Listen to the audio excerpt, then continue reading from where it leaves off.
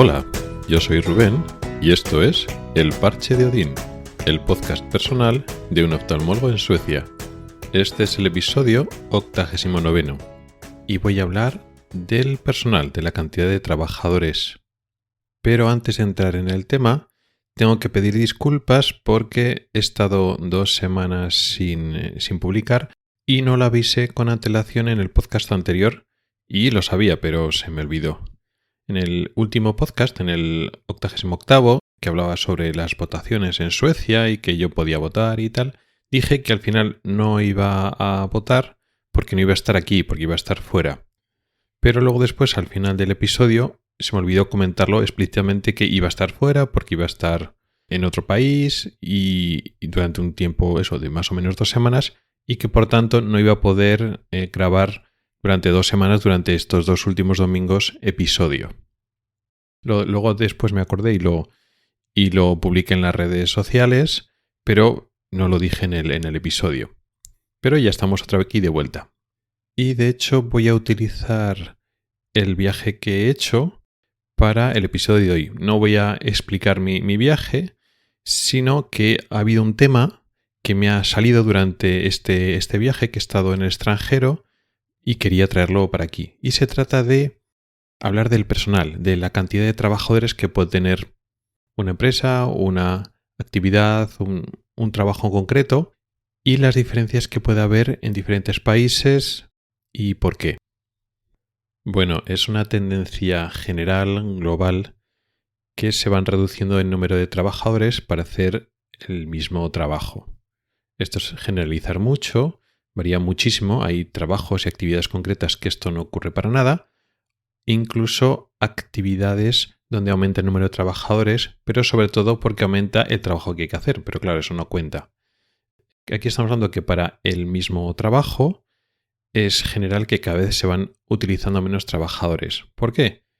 En gran parte por la tecnología, porque cada vez utilizamos máquinas, ordenadores y sistemas robotizados en cadenas de montaje más complejas, pero en general el uso de tecnología en el sentido amplio que ayuda a sustituir directamente a trabajadores o ayuda a que los trabajadores, digamos que acompaña esa tecnología a los propios trabajadores, de tal forma que el mismo trabajador hace más esa actividad, ese trabajo, y entonces no hace falta tantos. Y esto ocurre en países desarrollados, incluso en países en vías de desarrollo también ocurre, a veces con malas consecuencias, pues lo que comentamos, ¿no? Las multinacionales y grandes empresas que desplazan sus, digamos, cadenas de trabajo, sus fábricas, a los países menos desarrollados porque la mano de obra es más barata, pero incluso en ese contexto también están aplicando pues los mismos sistemas tecnológicos que van sustituyendo trabajadores, aunque ahí sean más baratos. Con lo cual es una cosa que ocurre a nivel mundial y no podemos decir que haya una cultura que favorezca esto y luego una cultura que no lo favorezca para nada y que una cultura que, digamos, lo mantenga en contra de todo pronóstico. No es así. Sin embargo, a pesar de ser una cosa global que ocurre en todas las culturas, hay diferencias culturales y lo voy a explicar ahora. Como acabamos de decir, una de las causas para esta sustitución progresiva y disminución de los trabajadores va de la mano de la tecnología, pero también hay otra orientación. Van de la mano, no es que sea una separada de la otra, pero los trabajadores son caros en el sentido que es un recurso que tienes que pagar y entonces a la empresa, pensando en tipo empresa privada, lo que quiere hacer es reducir costes. Quiere mantener o incluso mejorar su calidad o la producción, pero al menor coste posible. Es el concepto básico de la empresa o del capitalismo, si lo queremos ver así. Con lo cual, si tú puedes reducir tus gastos, reduciendo el número de trabajadores, pues la tendencia es hacerlo. Esto también es válido no solo en el marco de una empresa privada que gana dinero de esa forma tan directa, sino en el marco de instituciones públicas, sea pues administrativo y luego después también en sanidad, en educación, en las fuerzas de seguridad, etc. En todos estos administraciones públicas que no buscan, digamos, el máximo rendimiento económico directo, porque no es una empresa privada en ese sentido, pasa lo mismo. Los medios son limitados y los medios tanto de personal, que eso ya lo haremos luego, sino ahora hablamos de los recursos económicos. Es decir, tú para dotar un hospital, un servicio de policía, un colegio, tienes un número limitado de recursos económicos. Es decir, tienes una partida presupuestaria y esto es lo que tienes. Entonces, tú quieres hacer el máximo posible con ese dinero limitado. Y una parte importante de dinero, a veces la proporción más grande de ese presupuesto que tienes, se va en personal, en dinero para pagar a los trabajadores. Con lo cual, si tú puedes disminuir el número de trabajadores para hacer el mismo trabajo, pues lo harás. Otro tema es que a veces se disminuye el número de trabajadores y baja la calidad, pero eso sería tema para otro episodio. Entonces, claro, aunque no se trate de una empresa privada que busca maximizar el dinero, pasa lo mismo. Se trata de, con los recursos que tienes, que son limitados siempre, hacer el máximo posible. Con lo cual optimizas. En ese sentido vas a optimizar con la misma orientación, igual no con la misma intensidad, pero con la misma orientación que una empresa privada. Y entonces esa tendencia está en el ámbito público, en el ámbito privado, en, digamos, culturas más capitalistas, culturas menos capitalistas, al final funciona así. Incluso una cultura, digamos, menos capitalista, si queremos ver así, si no sigues esta orientación, al final implica una pérdida de rendimiento y una pérdida de calidad. Vas a ofrecer menos servicio sanitario, menos calidad en educación, etcétera, si no optimizas hasta cierto punto estos recursos. Con lo cual, lo mismo. Esto ocurre en todos los países, en todas las culturas, etcétera. El caso, y ya volviendo a mi tema personal, es que, a pesar de esa tendencia global que podemos esperarlo en todos los sitios, hay diferencias en los distintos países y me he encontrado de primera mano, he experimentado de forma, digamos, más brusca, cómo hay esa diferencia en cómo se considera o cómo se plantea el número de trabajadores para ofrecer diferentes servicios en dos países muy diferentes. He estado estas 2 semanas en el extranjero, como decía antes, he viajado a México, he estado una parte por trabajo y otra parte de vacaciones y habiendo diferencias en este ámbito, ¿no? De el número de trabajadores o cómo funcionan las diferentes empresas o diferentes servicios, por ejemplo, desde España en México, que hay diferencias, hay muchas más diferencias todavía desde México hasta Suecia, que es donde vivo ahora, y ya me acostumbré un poco de cómo funciona la sociedad sueca y ha habido mucha diferencia al ir a México. ¿De qué estoy hablando? Pues que Europa, sí, una tendencia de, pues eso, reducir personal y disminuir, digamos, la cantidad de personas que trabajan en diferentes actividades, incluidas cara al público, se minimiza. Pero es que eso es la tendencia europea. Pero es que Suecia destaca sobre ello. Nosotros ya, como españoles, ya sabemos que, bueno, más o menos sabemos que los suecos van hacia ese sentido. Tú estás en España, te vas a un IKEA y te das cuenta, pues, o que te lo buscas tú todo, te lo montas, aparte que llegas a casa y te lo montas tú. Encima allí en IKEA, pues eso, está todo diseñado para que necesites a la gente, al personal, allí lo menos posible. Que tú te lo guises, tú te lo comas, tú te mires lo que quieres comprar, tú te lo encuentres en el almacén, tú te lo cojas, incluso tú te lo autocobres en las cajas, va un poco así. Vas a comer en el restaurante que hay ahí y te explican, hay muy poco personal y tú te lo sirves, tú te lo recoges, etcétera. Y encima te ponen carteles porque te piden por favor que lo recojas y todo eso, porque así te permiten que la comida sea tan barata porque no tienen que pagar al personal para atender como en otros restaurantes más tradicionales. Entonces, digamos que Suecia es incluso más avanzada en el sentido más exagerado, digamos, la cultura de no tener personal, por decirlo así. Luego después ahí en México me he encontrado pues con todo lo contrario. Hay muchas más personas atendiéndote, no solo pues yo que sé, en un hotel, pero no en hoteles especialmente caros, sino en un hotel normal. Hay mucho personal, digamos, por ahí que te ayuda o que te puede ayudar en diferentes cosas, que a veces pienso, claro, estamos ya en casi en temporada baja, casi no hay gente y claro, ya mi mentalidad ya no europea, sino ya sueca, pues la mayor parte del tiempo algunas personas es que no están haciendo nada, están esperando a que venga alguien, pero varias personas un poco a la espera.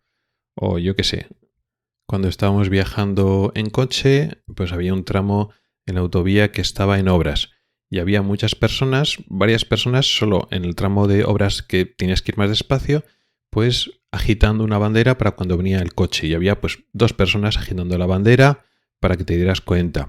Y luego después, si había varios tramos, pues había muchas personas dentro del grupo de trabajadores que no estaban trabajando actualmente, digamos, en el asfalto o esas cosas, sino que había mucho personal haciendo ese tipo de cosas. ¿Y por qué estas diferencias? Bueno, pues por una parte podemos pensar, y es así, quizá la principal razón es los sueldos. Los sueldos en México son más bajos que en Suecia y entonces no merece tanto la pena optimizar las cosas.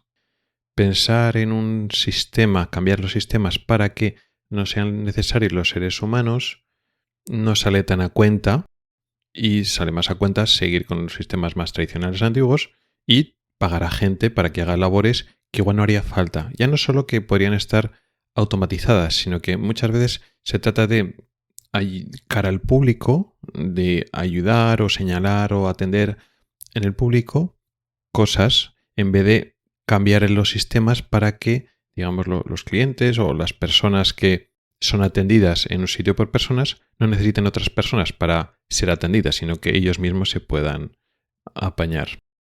Eso es cierto, quizás es la razón más importante.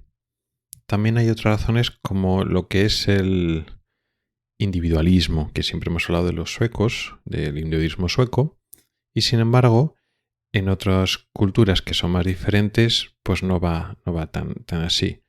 ¿Qué pasa? Que al sueco le viene muy bien cuando todo está muy diseñado. Tú llegas a un hotel, por ejemplo, y la interacción humana es mínima. Te explican lo mínimo y todo está muy clarito para que no tengas que preguntar a nadie para hacer todas tus cosas. O sea, tú eres independiente, vas a tu rollo y no necesitas ni preguntar ni ayuda de nadie para hacer las cosas.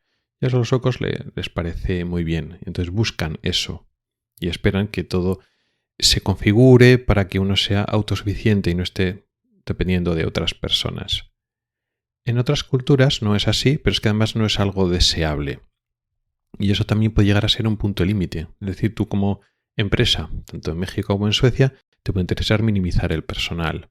Igual en México hay menos presión porque, bueno, los sueldos son más baratos y para que no es tan importante optimizarlo tanto porque no te sale tan a cuenta. Pero aún así, aunque luego te salga a cuenta, hay un límite social o cultural, que es que las personas, en ciertos ámbitos, en ciertos momentos, quieren ser atendidas por otras personas. Entonces, en México y en otros sitios puede ser un sello de calidad el hecho de que haya personas que te ayuden y que estén ahí, no que de repente no haya nadie. Y eso es una diferencia importante. ¿De dónde viene eso? Yo creo, y hoy no lo sé seguro, que en parte viene por la influencia española. Aunque realmente ahora mismo España va más en el tren europeo y digamos que reduce personal más que, por ejemplo, México recoge más la tradición, digamos, española, que es más social y que, bueno, no se trata de optimizar el sistema para que tú estés más solo que la una en diferentes contextos, sino que hayan personas humanas que te ayuden, que te indiquen, etc. Y esta era un poco la reflexión de hoy que quería compartirla con vosotros. Cómo las diferencias culturales, que es uno de los temas más importantes de este podcast, se van cristalizando en aspectos concretos de la experiencia y de las actividades de las diferentes sociedades. En este caso, aparte de, pues el tema de los sueldos y la calidad de vida, pues sí es cierto, claro, para tener una clase media muy grande como en Suecia y no tener esa clase media baja rozando a la pobreza, pues claro, tienes que garantizar unos sueldos, con lo cual, digamos, los puestos de baja o muy baja especialización van desapareciendo y entonces pues a casi todas las personas en Suecia le intentan pagar un sueldo bastante alto. Eso no se da en México, por ejemplo, donde hay muchas personas que cobran muy poco incluso para lo que es la media del país, y esos sistemas se sostienen. Entonces hay una clase media, pero hay una clase media baja con escasos recursos económicos que trabajan y sin embargo viven relativamente cerca del umbral de pobreza porque hay sueldos muy bajos. Eso no está bien. O sea, aquí parece eso lo que estoy defendiendo, el sistema mexicano o el sistema de otros países parecidos, donde digamos que tiene una gran cantidad de trabajadores, pero eso tiene un coste social, que es ese. Es decir, en cierta medida, ese exceso de trabajadores, si lo vemos ver así, supone una pobreza social. Pero luego, después, por otra parte, puedes hacer más lecturas, que ese individualismo, esa autosuficiencia que se defiende en el modelo sueco, significa que en cierta medida es minimizar la interacción humana al máximo, pero ya no solo en el contexto puramente social de tus amistades, etcétera, sino en el trato profesional o cuando estás dando un servicio, pues se limita al servicio y, digamos, se olvida un poco de la interacción humana que puede ser en algunos aspectos deseables. Por supuesto, en el concepto de sanidad la cosa pues tiene unas connotaciones mucho más intensas, pero hoy no estamos hablando de sanidad, solo estamos hablando un poco en general. Y eso era todo lo que quería contaros hoy. Gracias por el tiempo que has dedicado a escucharme. Puedes contactar conmigo por correo electrónico en elparchedeodin@gmail.com, por Twitter o en el grupo de Telegram. Nos oímos la próxima semana. Hasta el próximo episodio.